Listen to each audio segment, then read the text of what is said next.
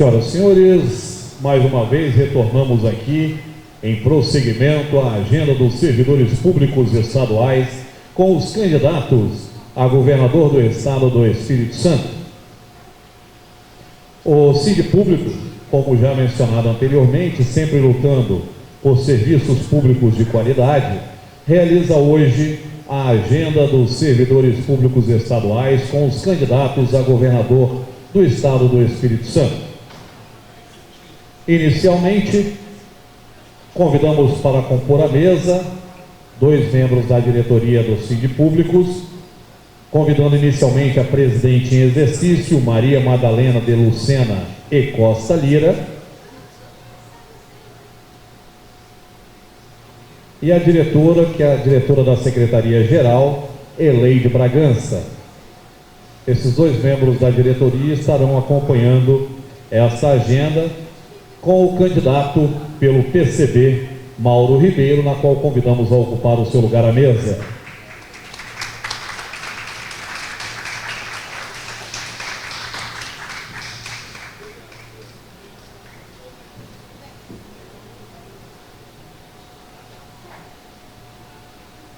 Por favor, candidato, queira tomar assento. A partir de agora estaremos realizando a explicação da dinâmica deste evento. O tempo de participação de cada candidato será de 1h30, entre apresentação, perguntas e respostas assim compreendidas. A apresentação do candidato e seu programa de governo terá inicialmente 6 minutos de duração. Partiremos então para 3 blocos.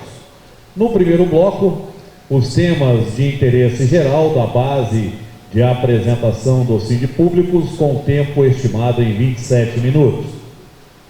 Durante o primeiro bloco, as perguntas serão dirigidas aos temas gestão das políticas públicas, pilar das relações sindicais e valorização dos servidores públicos.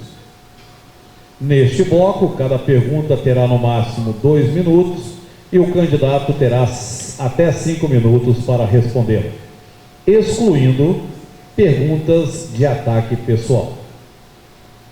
No segundo bloco, teremos perguntas da plateia. Os interessados deverão escrever as perguntas e entregá-las à nossa equipe e à coordenação do evento. Neste bloco, serão no máximo 10 perguntas por escrito e o tempo estimado do segundo bloco é de 40 minutos. Durante este bloco, as perguntas deverão ter no máximo 1 minuto e o candidato terá 3 minutos para a resposta. No terceiro bloco, será realizada a leitura e entrega da pauta de reivindicações unificadas da categoria da base do CID Públicos, com tempo estimado em 5 minutos. E o candidato terá mais 5 minutos para suas considerações finais. Para melhor aproveitamento do evento, recomendamos que os celulares estejam desligados ou no modo silencioso, que os apoiadores dos candidatos evitem se manifestarem durante o evento utilizando palavras de ordem ou material de campanha dentro do recinto do evento. Convidamos então para a sua apresentação inicial, de até 6 minutos, o candidato Mauro Ribeiro, pelo PCB.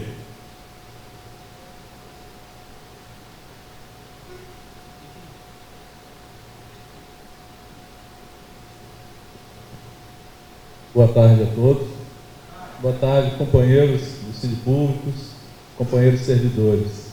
Eu acho que fica melhor assim, até porque a posição de ser candidato não é a posição de estar superior a ninguém, mas é estar no mesmo patamar de todo cidadão capixaba, principalmente servidor público, porque é quem move esse estado. Eu, para quem ainda não me conhece, né, sou Mauro Ribeiro, sou nascido em Vitória, mais exato aqui no centro, na Associação de Servidores Públicos. Sou filho de servidor público. Meu pai, Geraldo Ribeiro, era do grupo CEPA, era fiscal. Minha mãe, costureira.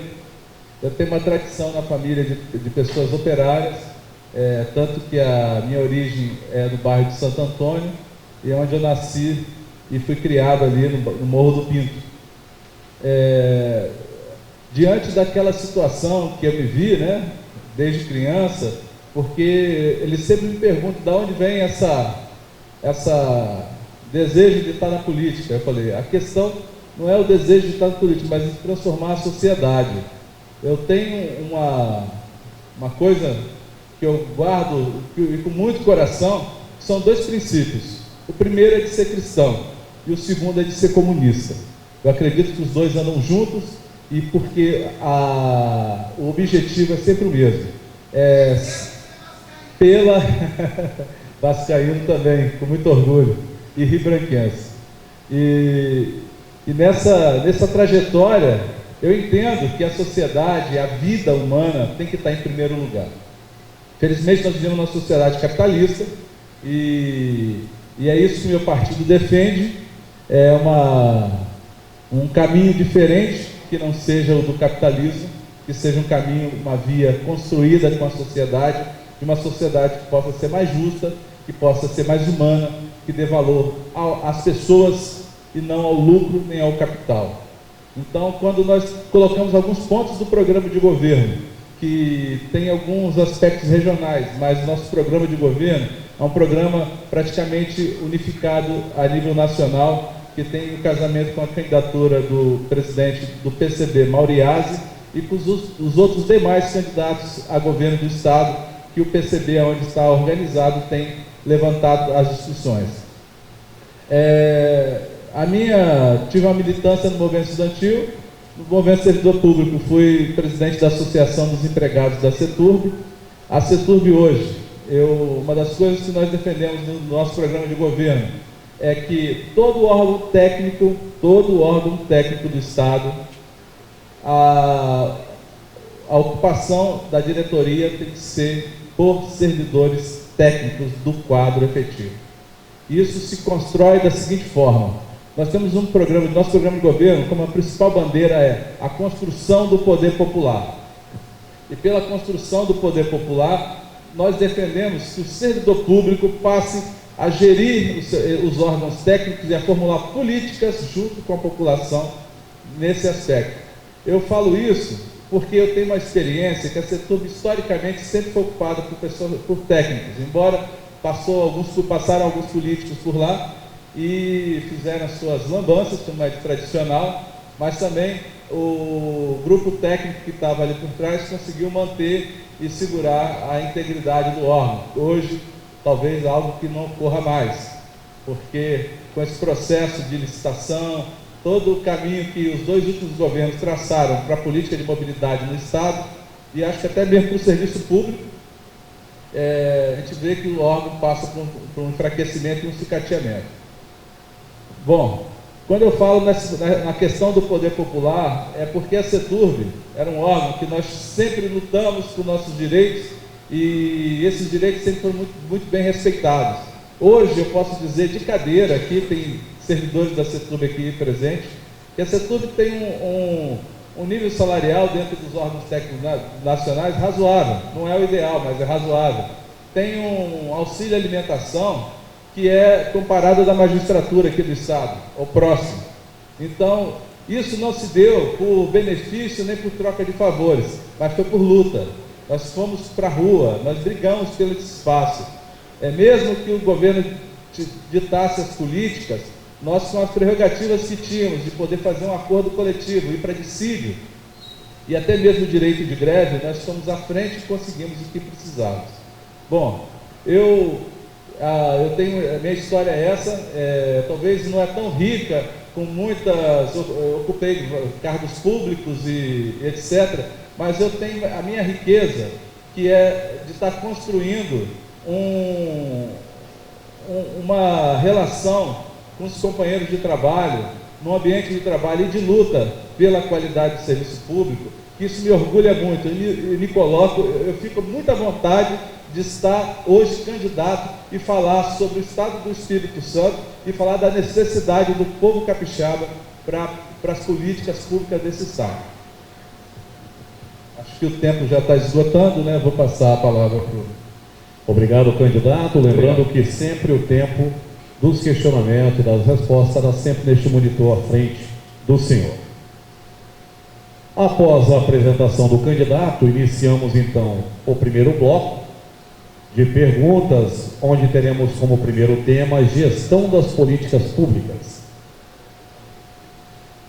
Considerando que em sucessivos governos temos vivenciado a precarização na gestão dos serviços públicos, destacando as áreas de assistência técnica, pesquisa, extensão rural, abastecimento, produção e defesa agropecuária, meio ambiente, segurança pública, sistema prisional, socioeducação, mobilidade urbana, segurança no trânsito e infraestrutura, sabedores que dentre os principais fatores que contribuem para a precarização estão os seguintes destaques: terceirização dos serviços, manutenção de números excessivos de cargos comissionados e contratações temporárias e carência de concursos públicos, tráfico de influência e fisiologismo, e falta de transparência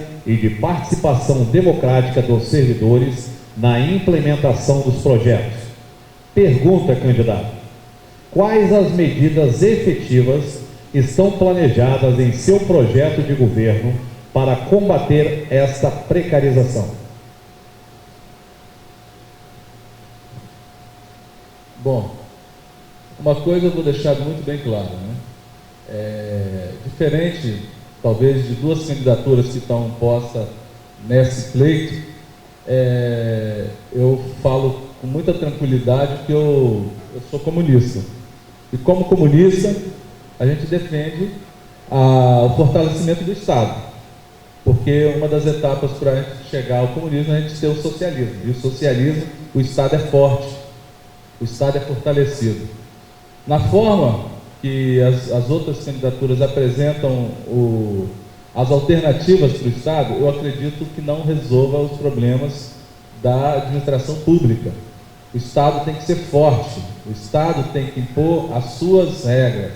E as regras que o Estado tem que impor é o desejo da maioria, que é a maioria da população capixaba que contribui. E a maioria hoje é a maioria precarizada. Em relação aos cargos comissionados, isso aí eu não tenho a menor sombra de dúvida. Dos 3.600 cargos comissionados que o Estado tem e faz barganha com o Legislativo, nós somos radicalmente contra e a favor da diminuição radical desses números. Talvez não chegando aí a 100. Eu acho que é um número até excessivo para o serviço público, porque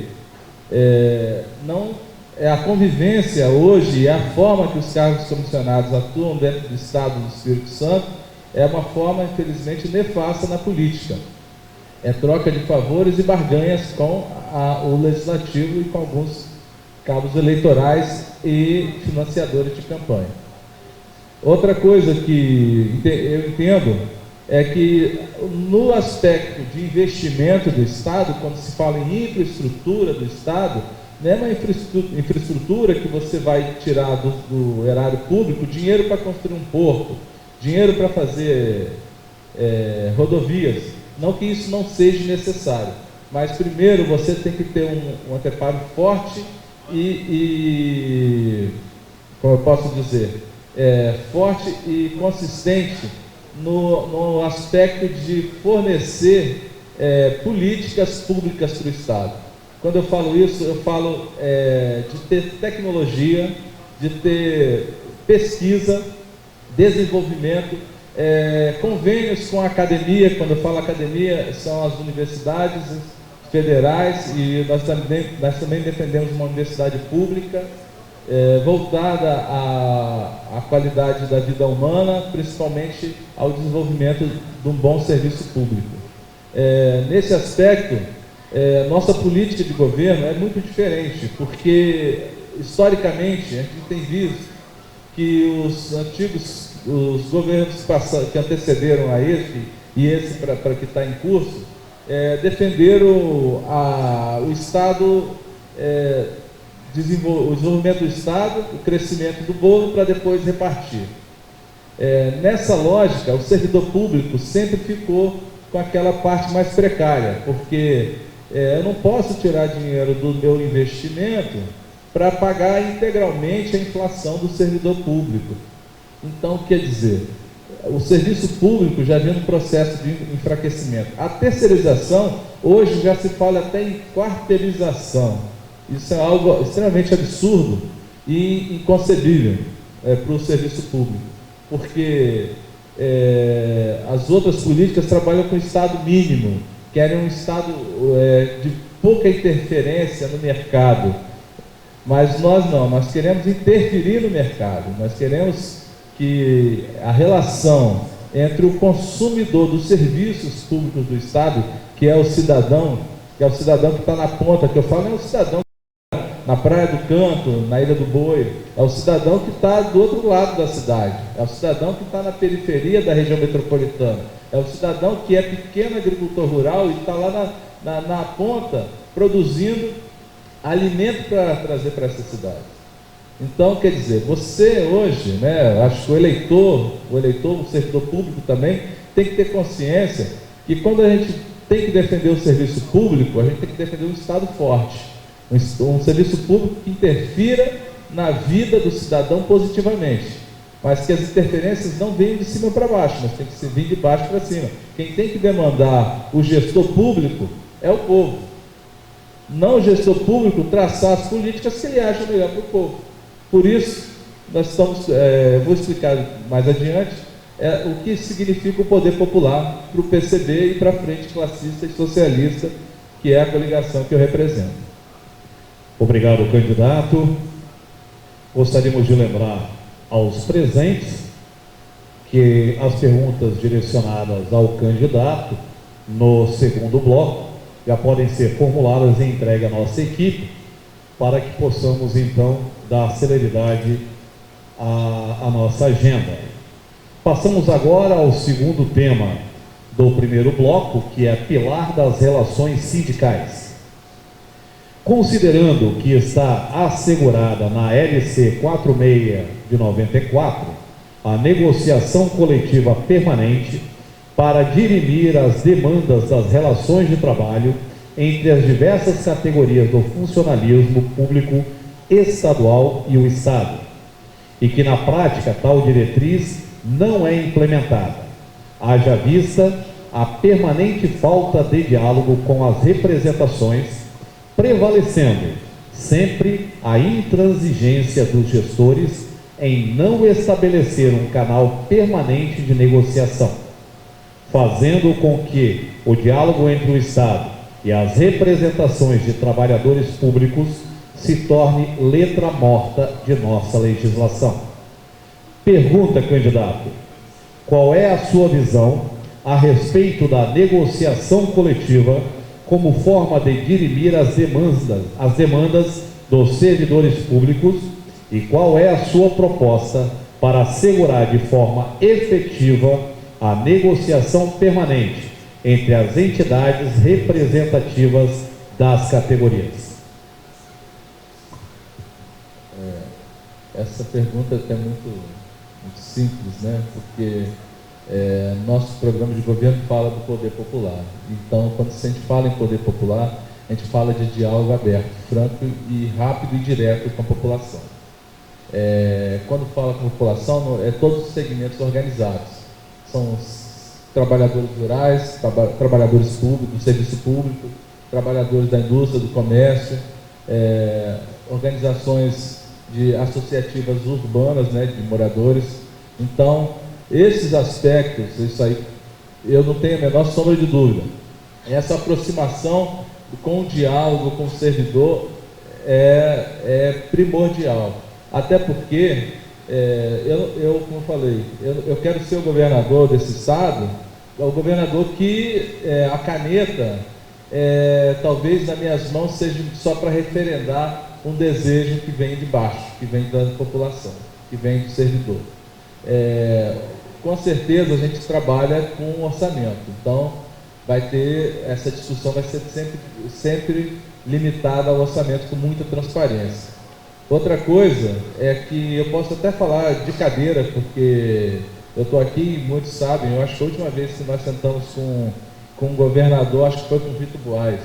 De lá para cá houve um distanciamento e o servidor não teve mais negociação direta, mesmo quando teve seu fórum intersindical e seus representantes de todas as categorias, saúde, o servidor público da direta e indireta, professores, essa distância ficou muito grande e passaram a nomear interlocutores, alguns com poder de decisão, e ultimamente os interlocutores são só mesmo leve e traz e só levam, não traz nada, né?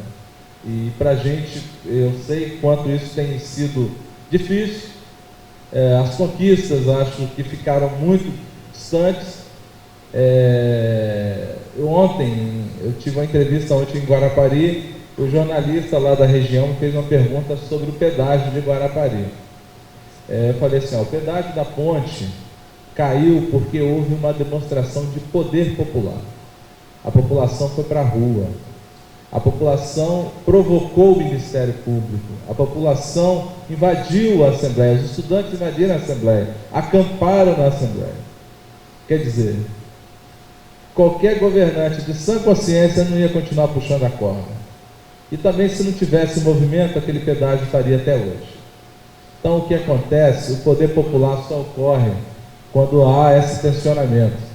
Eu vou dizer que, com toda tranquilidade, se eleito houver greve, houver tensionamento, a mesa vai estar aberta, a porta vai estar aberta para discussão. Isso não tem a menor sombra de dúvida. A gente discute olho no olho e fala a verdade um por outro. Acho que é esse ambiente que a gente constrói uma relação entre poder, que o poder não é do governador, mas é do povo, quando a gente fala poder popular. E eu falei para o povo de Guarapari, olho no olho, olhando para a câmera assim, se vocês querem derrubar o pedágio da Rodossol, vocês vão para a rua, porque é assim que se constrói o poder popular. A gente vai ter que forçar uma negociação. Então, eu acho que dentro do movimento sindical, a luta é contínua, a gente tem que estar sempre se reformulando, até porque o capital é muito ardiloso, seus representantes são muito espertos e ariscos, e eu não quero ser representante do capital, quero ser representante do povo, quero ser representante do servidor. Tanto que nessa caminhada, aonde eu vou, onde eu falo, aonde eu tenho a oportunidade de dialogar com uma comunidade, com uma liderança, onde eu dou entrevista, eu reafirmo, eu sou servidor público, e essa responsabilidade de ser servidor público é uma responsabilidade ética com o poder público e com o cidadão.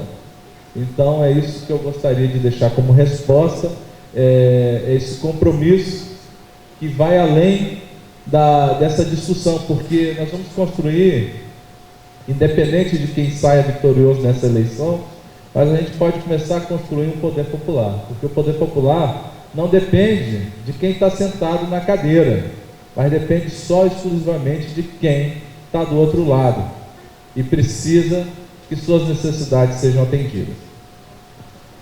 Obrigado, candidato. Vamos agora ao terceiro tema do primeiro bloco, que é valorização dos servidores públicos.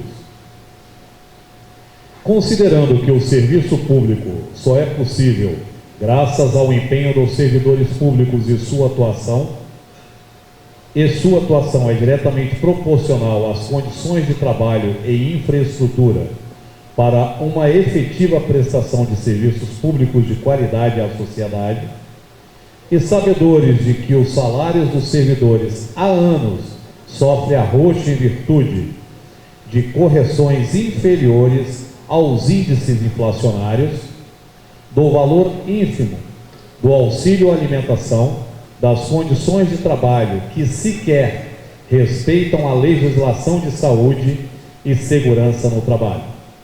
Pergunta, candidato: em seu plano de governo existe a previsão de valorização profissional e reestruturação das carreiras públicas do Estado?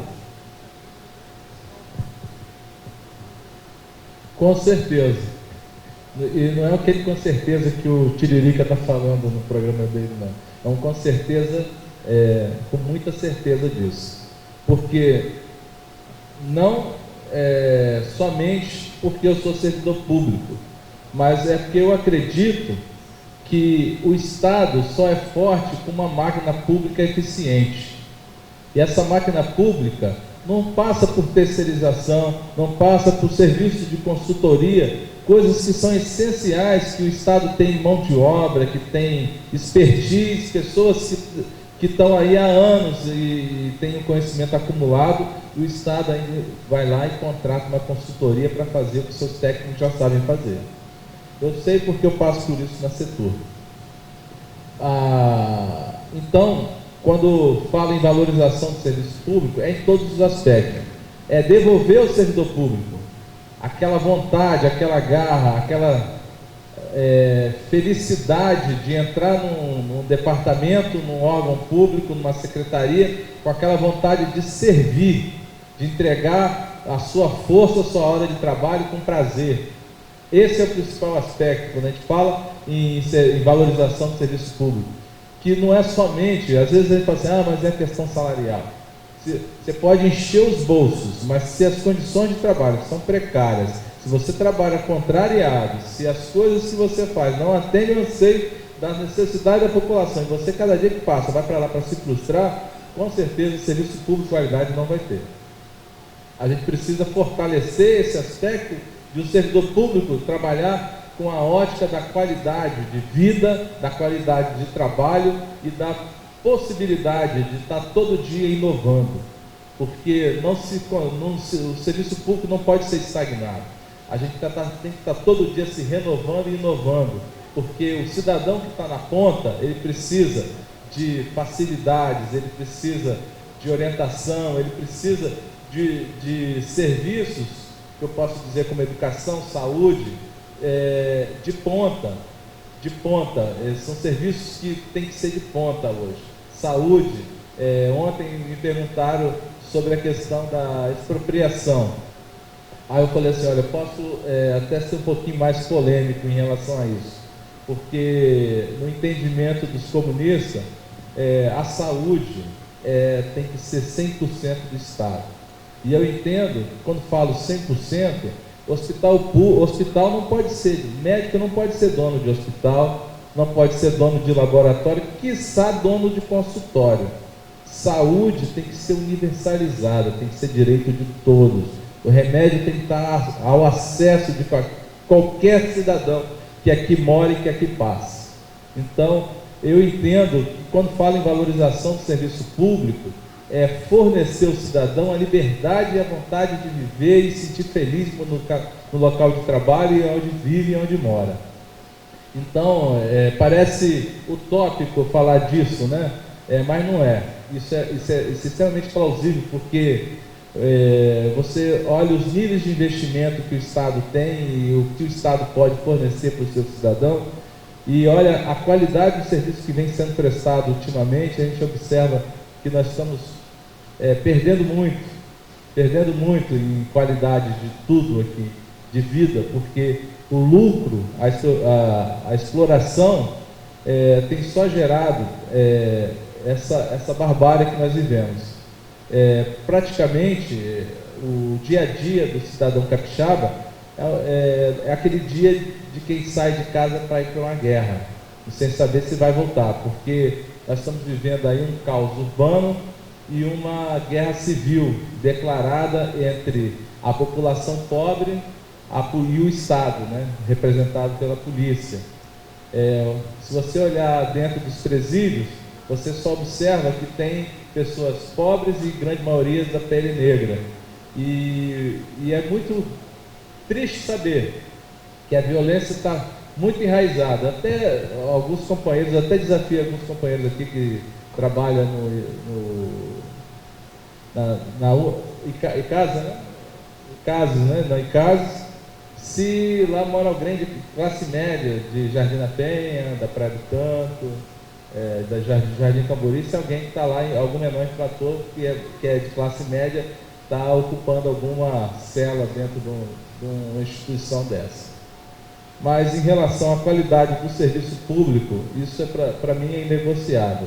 Eu defendo, como eu falei, defendo o Estado mais absoluto, mais forte, mais presente, não esse Estado presente que está aí, mas o Estado mais absoluto, mas com serviços bem prestados e de qualidade. Obrigado, candidato. A próxima pergunta é em relação à correção anual dos salários. Qual o seu entendimento? Primeiro, é inconcebível você falar em fazer correção de salário se não pagar minimamente a inflação. Segundo, você ter metas de dar ganho e produtividade ao servidor. Ganho, sim. Quando eu falo em ganhos, é aquele ganho real. Quando você fala em aumento de salário, não é reposição salarial, é aumento de salário. Isso é possível, com certeza. A máquina pública gira, né? Se você cria produtividade, se a gente consegue melhorar isso, a gente consegue compartilhar o bolo e não guardar o bolo para poucos, né? Então a ideia é essa, nós queremos trabalhar com um índice de produtividade em todos os aspectos, índice de produtividade educacional, na área da saúde, na arrecadação do Estado.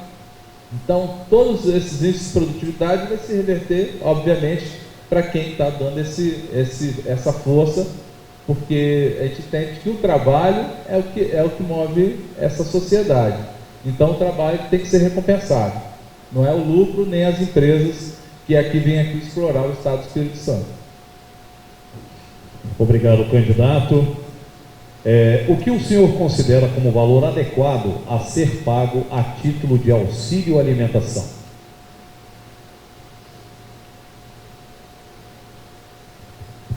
A cesta básica do DIEESE hoje está girando em torno do quê? De 1.200, não é isso?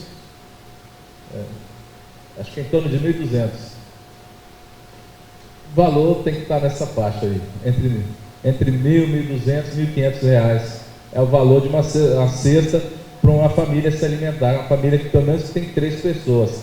Porque até na minha infância, né, eu via muito meus onde come um, come 2, né?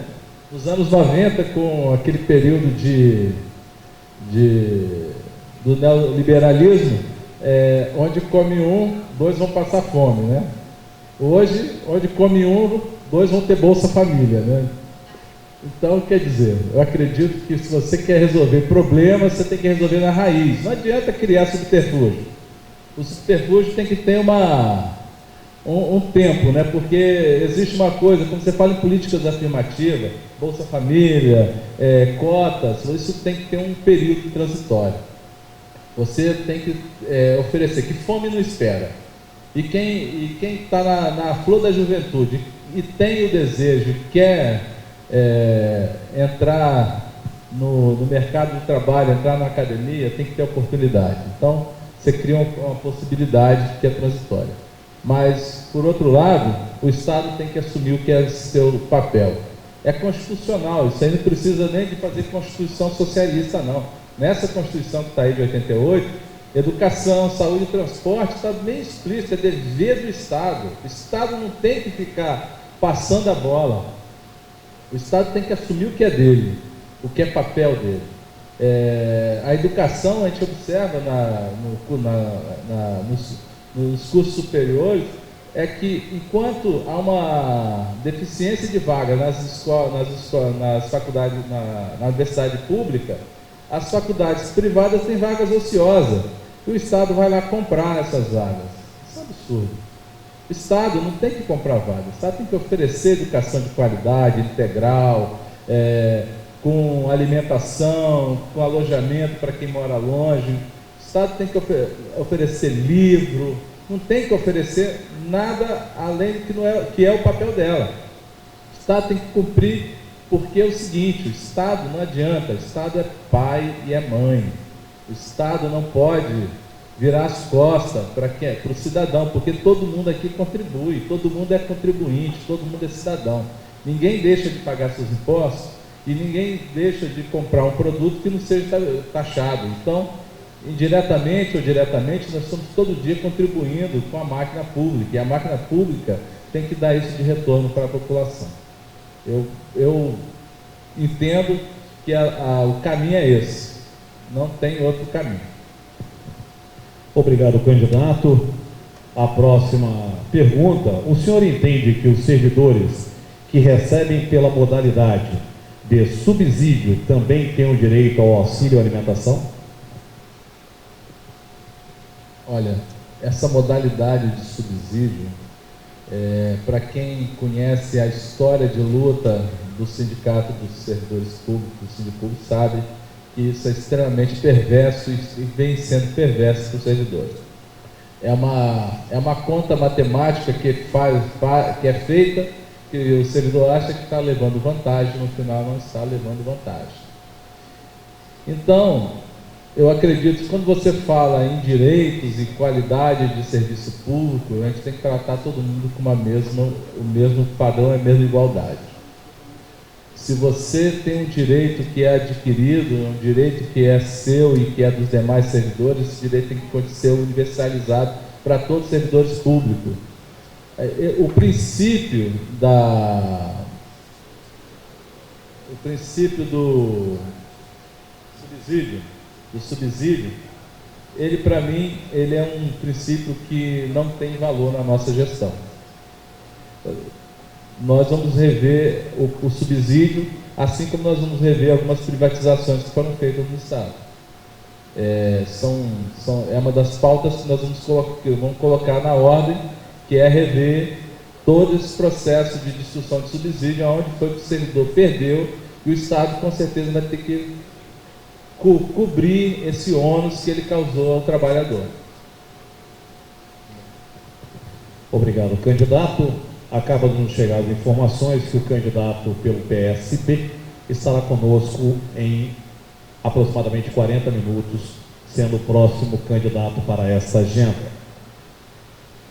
A próxima pergunta, candidato: o senhor considera que a isonomia salarial entre carreira de igual atribuição e responsabilidade deve ser implementada?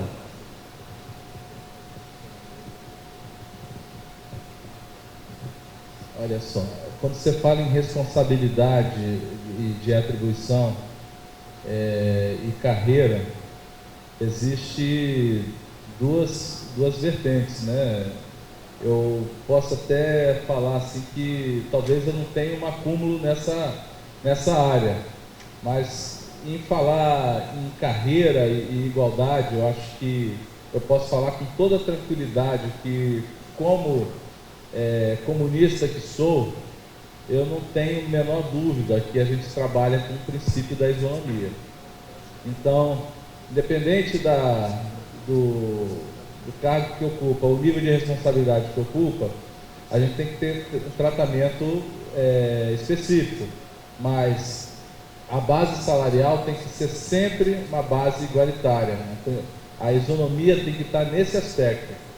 Eu acho que se tem um nível de responsabilidade, isso aí demanda de um tratamento diferenciado, porque tudo tem ônus hoje no Estado. Um processo mal encaminhado gera um passivo junto ao Tribunal de Contas, não só para o servidor, como para o gestor público também. Então, há de se observar o que pesa nessa balança aí. Mas, se for dentro de um princípio de tabela salarial, eu acredito que o princípio da isonomia tem que ser para todas as esferas do Estado, para todos os órgãos públicos, órgãos técnicos e secretarias de Estado.